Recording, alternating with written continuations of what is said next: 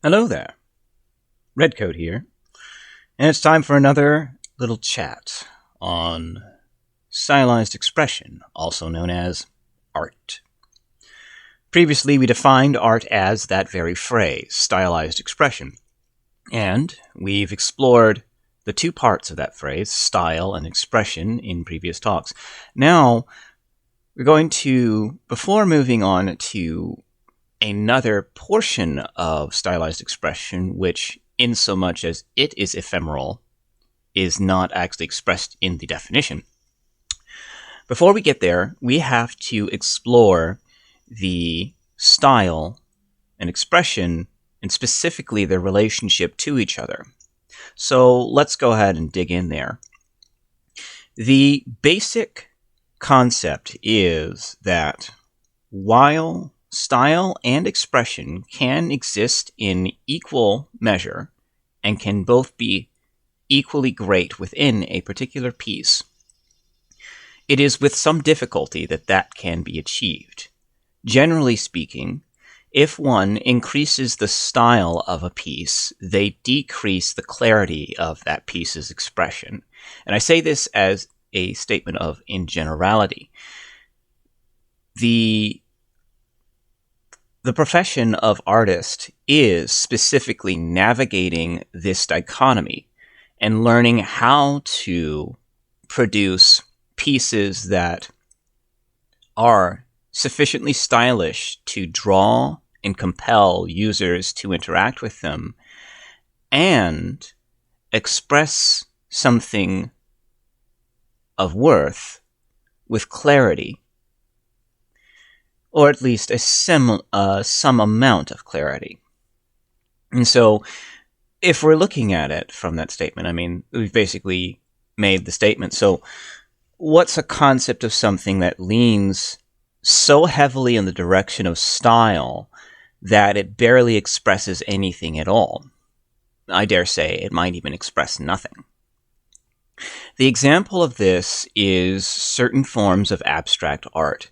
Now, abstract art is already an exercise in stylistic exploration.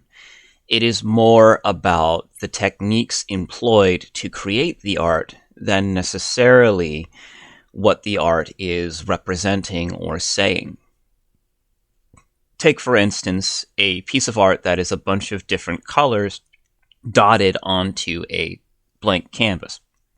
So you have a bunch of dots and there's a bunch of colors, and that doesn't really resolve to a statement about reality or a statement about the nature of the human condition. It resolves to these are colored dots and this is not necessarily expressed normally in reality, thus my eyes are drawn. And this concept, although it feels very reductive, this concept can be applied to many other forms of abstract art, where it's not expressing anything necessarily about reality in any direct sense, but it is drawing your attention. And so the art is languishing in the initial question of every piece, which is, why am I here? Why does this exist? And the thing about abstract art is that on some level, the answer to that question doesn't actually exist. Other than the tautological one, which is specifically, I exist because I exist, because the artist wanted me to. And so there's something to that angle of the abstract art where it exists because the artist wanted it to exist, not because it has any particular use or particular statement about the nature of reality itself. But the interesting thing is, in so doing of creating a piece without an answer, or rather creating a question without an answer, the user is left to contemplate the piece and derive their own answer. And this is of importance when we're talking about the concept of the push and pull of stylization versus expression. Because now the piece since the piece doesn't have anything that it's supposed to say, the user can say that the piece says whatever they feel it says. And if the user is intellectually honest with themselves, they will understand that the meaning is being derived from themselves. The example that I will use for this concept is from some popular culture, from Daredevil, the live action one. You know, the one with the long hallway scene in the first season, and kind of stumbles a little bit throughout. But anyway, I digress. We're looking at the Kingpin from that series. So think about the Kingpin in that series. He's a very complex man. He's kind of broken in his own way. But what is interesting is that he has a favorite piece of art. And it's the crux of one of his most important relationships in that show. And so he has a favorite piece of art. And it's basically a white plaster wall with some dots on it. It's really kind of uninteresting in a sense, and it doesn't really say anything. But why is it his favorite piece? It's his favorite piece because it reminds him of his past. It takes him back to those times, and it allows him to, in his own way, intellectually resolve his past traumas. Now, I say intellectually resolve. Those traumas are never really truly resolved, as we see in the show. But I digress. The thing here is that the meaning of the piece is a derived meaning rather than an embedded meaning.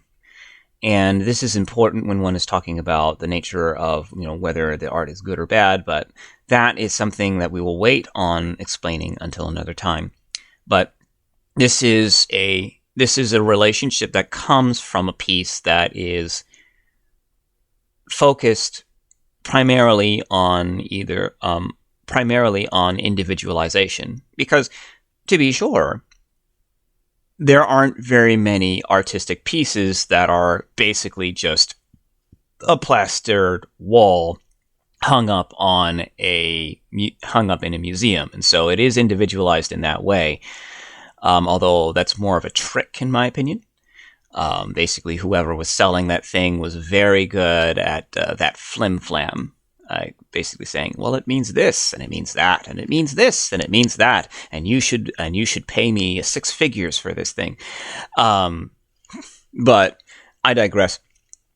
The element of that is that the meaning is derived, and so it is not extremely clear. Every person who looks at it has a different interpretation of it, and because that piece, I dare say, is not even all that extremely stylized, it's not really even all that compelling. Most people will kind of be like, it's a wall. Why does this exist? I don't care that this exists. It's a wall. And they'll stop right there. And it's kind of like the 3 blank canvases in the Pompidou Museum. The art of that is, of course, that it is in the Pompidou Museum, not the piece itself, because there isn't really any stylistic technique being applied to this thing. I mean, you could say that juxtaposition, because it's 3 blank canvases, which could be interpreted as 3 blank panels, but there's nothing to really direct you towards that interpretation. So that answer is not really embedded in those 3 canvases. Rather, it is derived from my own perception of those blank canvases. And of course, there's also the infamous toilet seat on a wall. You just put a toilet seat on the wall. This is what we would call low effort art, but I am loath to even describe that as art. But I digress. We're going off on a little tangent here. The point is, abstract art is the example of a piece that leans extremely towards the concept of style and eschews away from the concept of embedded expression. Specifically, the idea that the piece has something specific that it's trying to say. So, leaning in the opposite direction, what do we get? Well, if we lean in the opposite direction of where we're all expression and no style, we create a technical document.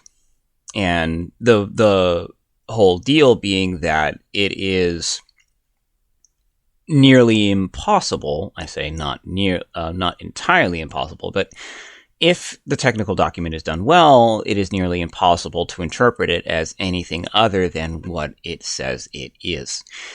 And, it's like I have a table that I bought at IKEA, and there's instructions to put it together. You don't want that to be stylized. I mean, you're still utilizing artistic acumen because you're representing reality within the manual, because it's very likely that you are using pictures of the screws being screwed in and pictures of the table legs being pushed in and arrows indicating how and why, how and where. But, not necessarily with the statement of why. You're never necessarily going to be asking the question of why any particular instruction in this technical document is depicted in the way that it is, because that answer is self-evident. It is depicted in the way that it is so that you can build the table. No other real reason. The embedded answer is very, very clear. And so that is the concept of an item that is all expression and no style. And of course, the purpose is very pragmatic. It's to tell you something very clearly. It's part of the reason why there's a specific way. You can speak in a very dumbed down way, and there's a reason to do that. There's a very, very good reason to do that. And I could go into a tangent about lawyerese and how that leans into a form of stylization that obfuscates and is intended to obfuscate, even while it pretends to be extremely clear.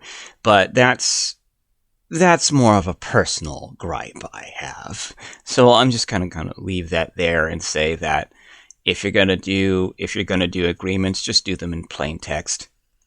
It makes things clearer and easier and gives a little bit less wiggle room. Well, theoretically. Anyways, so that's that kind of push and pull there. And when looking between the abstract art and the technical document, we can very clearly see the far ends of the relationship, where one creates a certain amount of uncertainty to the point where one remains focused on the item and ruminates on it as they try and figure out something about it.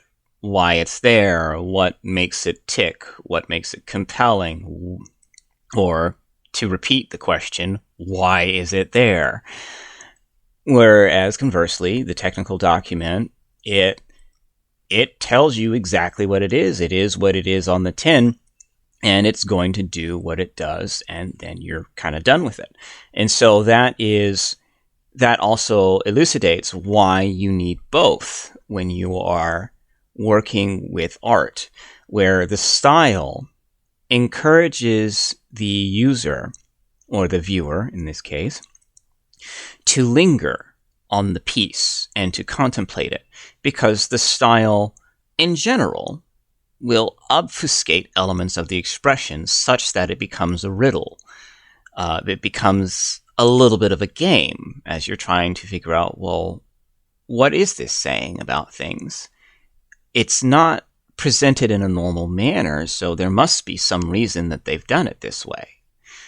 And the embedded answer gives you an answer to that riddle, something for the person to go towards. And within the piece, within the brush strokes, within the color choice, within the nature of the shapes and the line work, are clues towards that embedded answer. Now, that isn't to say that all pieces meet their intended answer from users. That whole concept of the death of the author looms, where you will have a piece and the author intended for it to mean X, but all of the embedded clues in the piece point towards Y. And at least for the greater populace, that's what they're going to interpret it as. Now, there's another element there that we'll get into a little bit later, which is specifically the concept of engagement, which I haven't really talked about here all that much, but it is actually extremely important when we're talking about the resolution of the embedded answer to the embedded question. That is, in other words, the resolution of the expression from the style. But we have dithered here long enough to restate the initial statement. While style and expression can exist in equal measure and be equally glorious within a particular piece, generally speaking, style takes away from expression and expression takes away from style. And the goal of an artist is to be able to ramp up style and ramp up expression in equal measure without losing either. This goal is quite possibly impossible to achieve, yet it is a very valuable one to reach towards. Or at least, by the nature of our human condition and the fact that we value art so much across the ages, I suspect that it is a very valuable thing for us to reach towards. So without further ado, we're going to wrap this one up. And I'm not quite sure what the next thing is going to be. We could talk a little bit about the concept of derived expression or versus embedded expression, but I believe we've already touched on that today. I think next time what we will be talking about is that concept of engagement, that invisible fourth part of that statement of art is. And why I say fourth part, because the first part is the name, art, art's name, art is art. The definition, which comes in two parts, the style and expression, or rather, art is stylized expression, and then the invisible fourth, which is the interaction of the user with the art. And that is the engagement, and that is what we will talk about next time. Until then, play the games you want to play, boyos. Toodles.